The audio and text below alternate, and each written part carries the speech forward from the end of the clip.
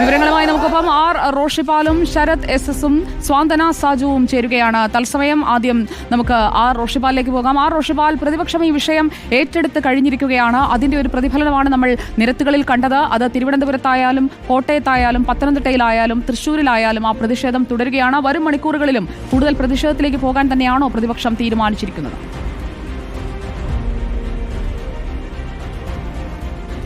സുജയ, ആരോഗ്യമന്ത്രി വീണ ജോർജിന്റെ രാജി ആവശ്യപ്പെട്ട് സംസ്ഥാന വ്യാപക പ്രക്ഷോഭത്തിലാണ് കോൺഗ്രസ് നേതൃത്വം. ഇന്ന് സംസ്ഥാന വ്യാപകമായി പഞ്ചായത്ത് തലത്തിൽ കോൺഗ്രസിന്റെ പ്രതിഷേധ പരിപാടികൾ നടക്കുന്നുണ്ട്. ഇന്ന് വൈകിട്ട് വ്യാപകമായി പ്രതിഷേധ പ്രകടനങ്ങളുണ്ട്. അതിന് പുറമെയാണ് കോട്ടയത്തും ഉൾപ്പെടെ മറ്റ് പല പ്രധാനപ്പെട്ട ജില്ലാ കേന്ദ്രങ്ങളിലും പ്രതിഷേധ മാർച്ച് യൂത്ത് കോൺഗ്രസിന്റെ നേതൃത്വത്തിൽ നടന്നത്. നാളെ തിരുവനന്തപുരത്ത് ആരോഗ്യമന്ത്രിയുടെ വസതിയിലേക്ക് യൂത്ത് കോൺഗ്രസ് മാർച്ച് നടത്തുന്നുണ്ട്. ഇന്ന് കോട്ടയത്തും മാർച്ച് നടന്നതാണ്, സംഘർഷത്തിൽ കലാശിച്ചതാണ്.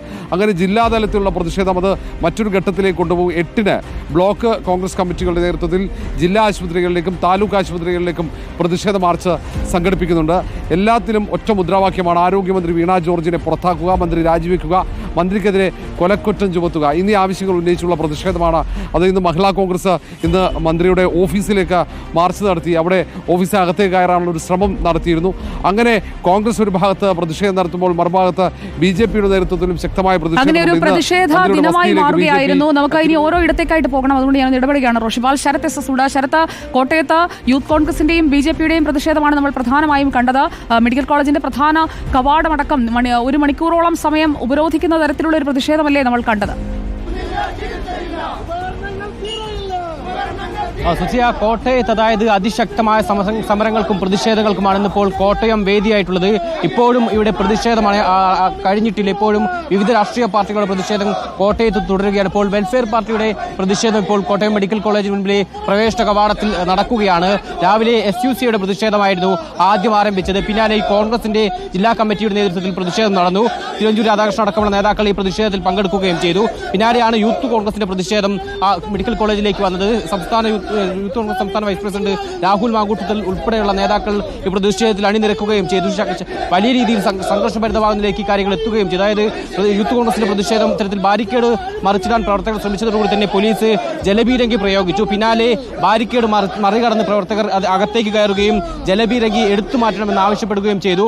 ആ വാഹനം ഇവിടുന്ന് മാറ്റിയാൽ മാത്രമേ പ്രതിഷേധം അവസാനിപ്പിക്കൂ എന്നതായിരുന്നു യൂത്ത് കോൺഗ്രസ് പറഞ്ഞത്. മാത്രമല്ല, മന്ത്രി രാജിവെക്കണമെന്ന് ആവശ്യപ്പെട്ട് തന്നെയായിരുന്നു യൂത്ത് കോൺഗ്രസും കോൺഗ്രസും ഒപ്പം SUC അടക്കമുള്ള സംഘടനകൾ ഈ പ്രതിഷേധത്തിൽ പ്രധാനമായി മുന്നോട്ട് വെച്ചത്. പിന്നാലെയാണ് BJPയുടെ പ്രതിഷേധവും കോട്ടയത്തേക്ക് എത്തിയത്. കോട്ടയത്ത് മെഡിക്കൽ കോളേജിന് മുന്നിൽ BJP ശോഭാ സുരേന്ദ്രന്റെ നേതൃത്വത്തിലുള്ള ആളുകളാണ് പ്രതിഷേധവുമായി എത്തിയത്. യൂത്ത് കോൺഗ്രസിന്റെ പ്രതിഷേധം നടക്കുന്ന സമയത്ത് തന്നെയായിരുന്നു ശോഭാ സുരേന്ദ്രന്റെ നേതൃത്വത്തിലുള്ള BJP പ്രവർത്തകരും പ്രതിഷേധവുമായി എത്തിയത്. പിന്നാലെ ഈ അത്യാഹിത വിവരങ്ങൾ നൽകിയത്. പ്രതിപക്ഷ സംഘടനകളുടെയൊക്കെ പ്രതിഷേധങ്ങൾ നടക്കുകയാണ്. അതിനിടയിൽ മന്ത്രി എവിടെയാണെന്ന് കൂടി നമുക്കറിയണം. Good evening സ്വാന്തന. മന്ത്രി വീണ ജോർജ് ഇപ്പോൾ എവിടെയുണ്ട്? വലിയ സുരക്ഷയാണല്ലോ ഉച്ച മുതൽ തന്നെ നമ്മൾ കണ്ടത്.